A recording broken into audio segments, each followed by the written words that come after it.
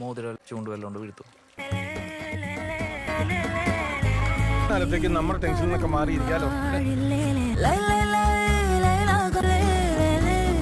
ഐശ്വര്യമായിട്ട് അങ്ങോട്ട് കൊടുത്താൽ ഇവരാണല്ലോ താമസിക്കേണ്ടത്.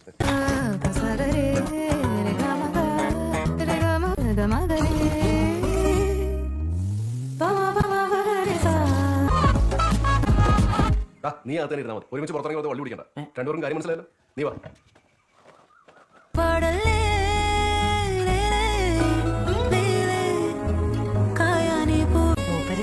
ഒരു നിമിത്തായെന്നേ ഉള്ളൂ. എനക്കെന്തോ നിങ്ങളെ ആദ്യമായിട്ട് കണ്ടപ്പോ തന്നെ നല്ല പരിചയവും ഒരുപാട് അടുപ്പമുള്ള പോലെ തോന്നിനേനു. കടലല്ലേ തിരയില്ലാതില്ലേ സുഖമല്ലേ മുല്ലേ